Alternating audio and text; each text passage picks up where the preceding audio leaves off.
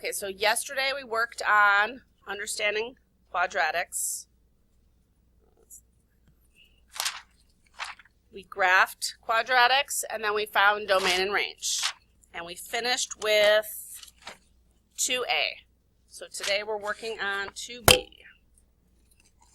So we're going to graph, and then we're going to state the domain and range. So 2a, the equation, no, 2b, sorry. 2b, it is y equals negative 1/2 x squared. So we're going to come up with the table of values. Let's use -3 to +3.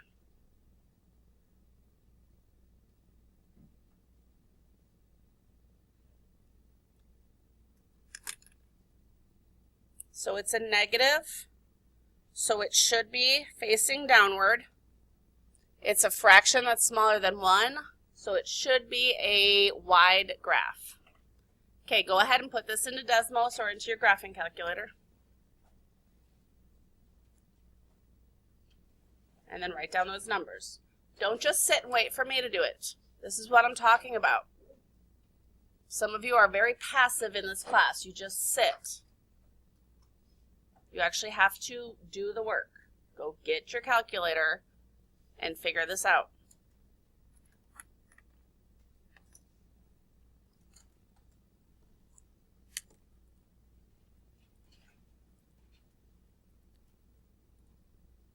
I always put my fractions in parentheses.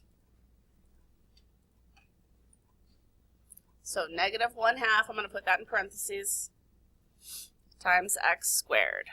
So if you look at the graph, you'll see it's going down, and it's going to be a little more wide because it's a fraction less than 1. But if I look at that table of values, go ahead and write them down. Okay, so we have our values. You should also notice that they repeat. The y values will repeat. The number that's not repeating, that's going to be your vertex. So this is, again, this is stuff you should probably be writing down because you know you're going to forget things. So make note of where that vertex is. Some of you just think, okay, I'm paying attention, and then 2 weeks from now you don't remember where we found the vertex from. Okay, then we're going to graph this. So get graph paper. Look at the numbers that are being used to figure out how big you need to make your graph. Caleb, why is your phone out? Come put it on my desk. Okay, your graph should be going from 5 to 5, I would say. Thank you.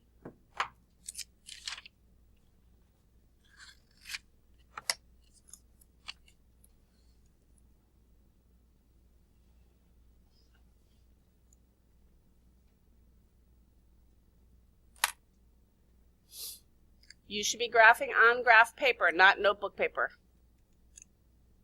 So use either actual graph paper or use the notes that are on Canvas that have a graph on there as well.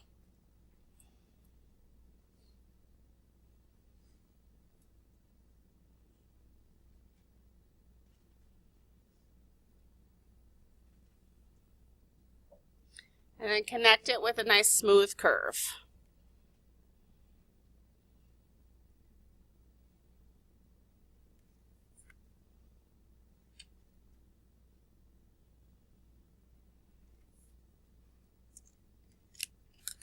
Don't forget to put arrows on both sides.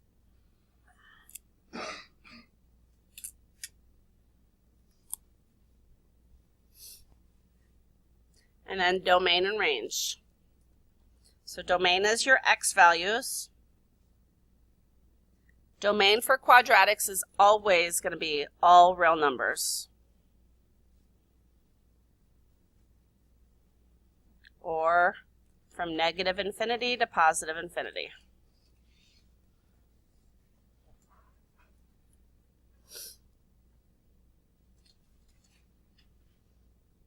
Okay, range is usually the harder one. Range is going to be the y values. So if you look at your graph, we're looking at just where it hits on the y-axis. So it hits, I have these y values, it keeps getting hit. It goes all the way up till 0. So y can be 0, and then y can be anything that's less than 0. So y can be less than or equal to 0.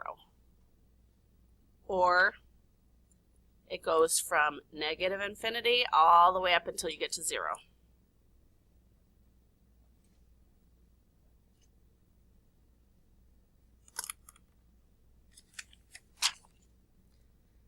Okay, now you can move around. You can sit with people to work on the next 2 questions together. Again, you're going to graph it, but then don't forget you have to do domain and range. That's actually the most important part of the lesson, is making sure you're getting those, and range being the most important. Okay, go ahead and move if you want to move.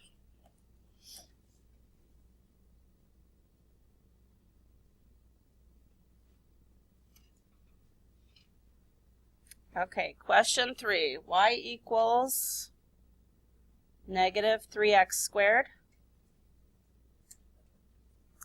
Graph, and then state the domain and range.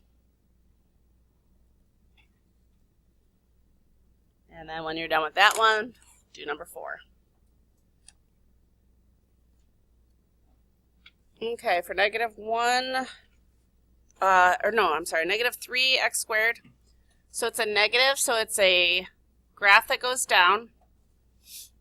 And 3 means it's going to be skinny.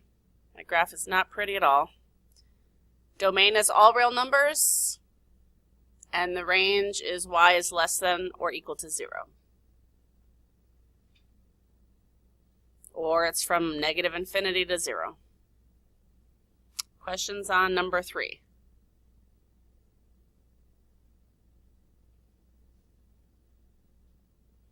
Okay, number 4.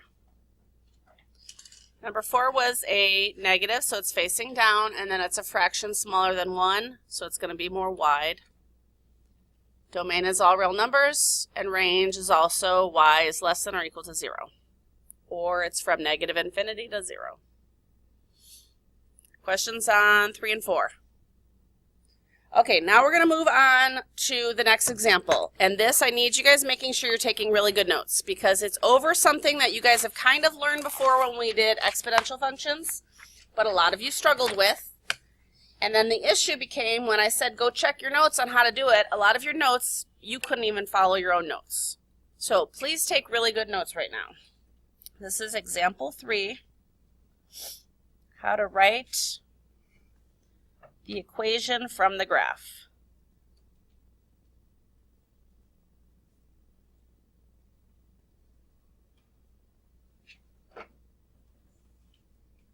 So when we did exponential functions, I would give you the graph and say, what's the equation for this? And a lot of you guys really struggled on that. Or if I gave you a table of values and said, what's the equation? So right now, take really good notes. Okay, keep in mind the equation for quadratics is going to be written in this form. Y equals ax squared.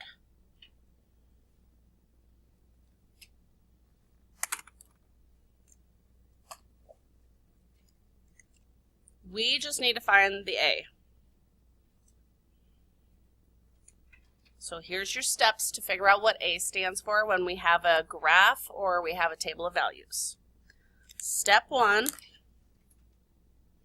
is to pick a point from the graph or from the table. So just pick a point.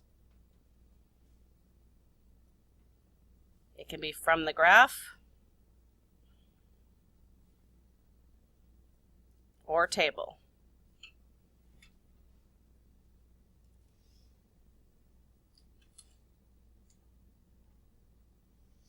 And I would label those points or the coordinates x comma y, because I still have some of you guys that mix them up. So every time you write a point, a coordinate, it's always x comma y. Then you're going to, step 2, substitute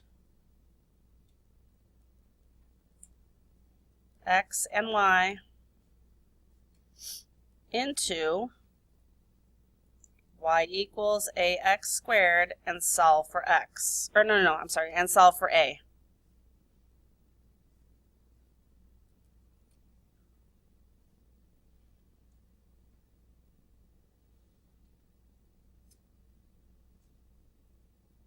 And then we'll just plug that a back in to write the answer for the final time.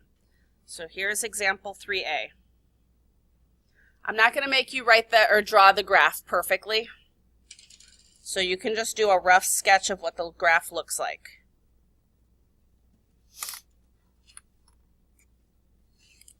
So there's a graph, a quadratic,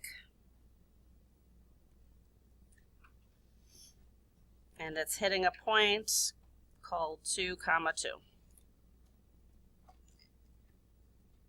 Okay, this you can just do a rough sketch of. Here's what the actual graph does look like. Okay, so I know it's going up, so I know I'm going to have a positive a. It also looks wide, so I'm guessing it's going to be a fraction. Okay, step 1 is to pick a point. So they gave you the point. So label that x and y. The first number is your x, and the second number is your y. Make sure you're taking good notes right now. So write the generic equation, y equals ax squared. And now substitute those numbers in for x and y. So x, substitute the number 2 in. Y, substitute the number 2 in. And just bring everything else down. Okay, for order of operations. So if it helps, draw a line going down. Order of operations, we always do exponents first. 2 squared, that's 2 times 2. 2 times 2 is 4. You know you remember what to do when I'm sitting here and I'm guiding you through this. Are you going to be able to look at your notes 2 weeks from now and see what you did here? When things are touching, it means multiply, and I'm bringing everything else down. Look at the side that has the letter that we're trying to solve for. Right now it says a times 4. To undo multiplying by 4, the inverse operation of multiplying is to divide, and we divide by that 4. If I divide by a 4 on one side, the division property of equality says to do it on the other side. Again, are you writing down all these steps? I know you know how to do these. When I'm sitting here talking you through it, you know what to do. But when you have to go home and do this by yourself, some of you guys forget what you're doing.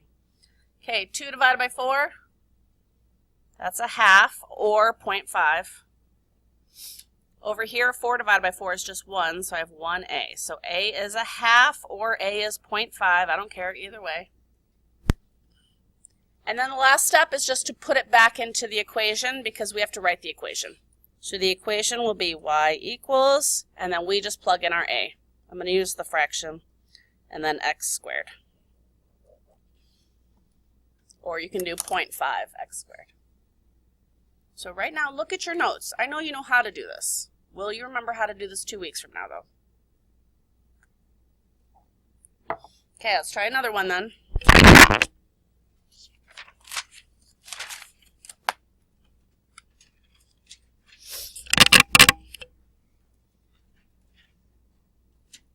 So we're just going to draw the rough sketch of what the graph looks like.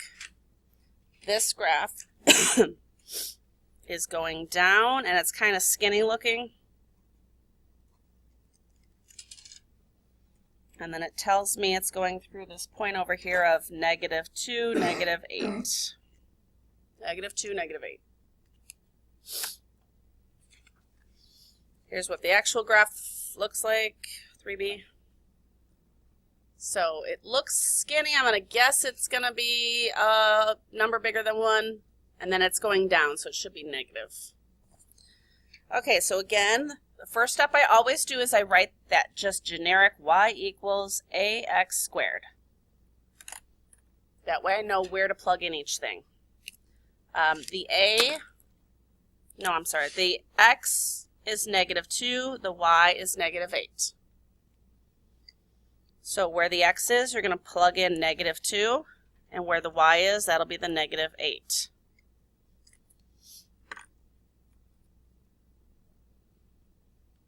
I'm going to bring down equals, the a times, and then the squared.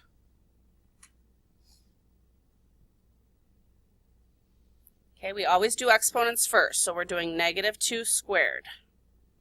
Negative 2 times negative 2. A negative times a negative is positive 4.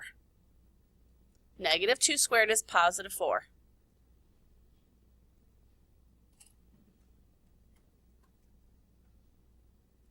Negative 2 times negative 2. Make sure you have a positive here. Okay, look at the side that has the letter A. Right now it says times 4, so to undo multiplying by 4, I'm going to divide by 4. Negative 8 divided by 4, a negative divided by positive is negative. 8 divided by 4 is 2. So A is negative 2. And now the last step is to just write it in the quadratic equation. Y equals negative 2x squared. Okay, you can work on the next two with a friend.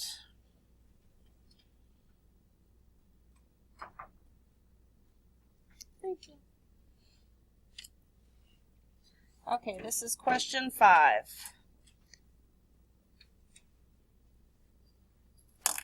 There's a graph. It looks like this. And it goes through the points 1, 4. Go ahead and write that quadratic equation.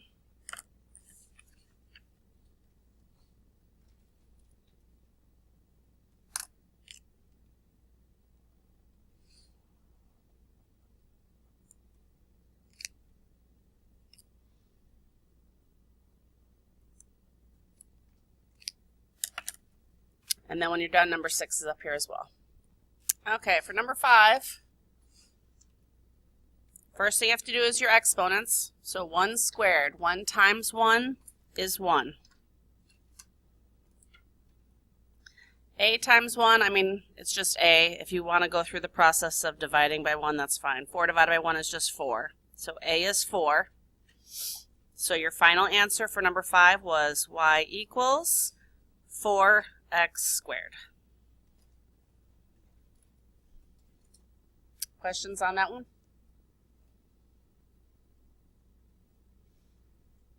Okay, number 6 then.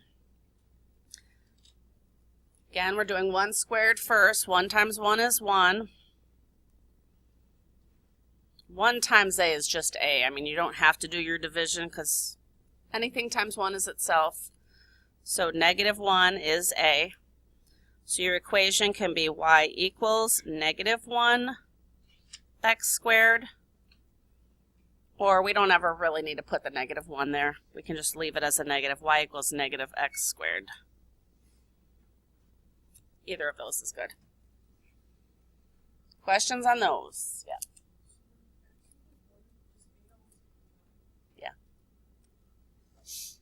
On Monday, we will do the word problems. So just look over your notes. Make sure you have everything that in case you are like, oh yeah, I know I'm going to forget. I should have written this down.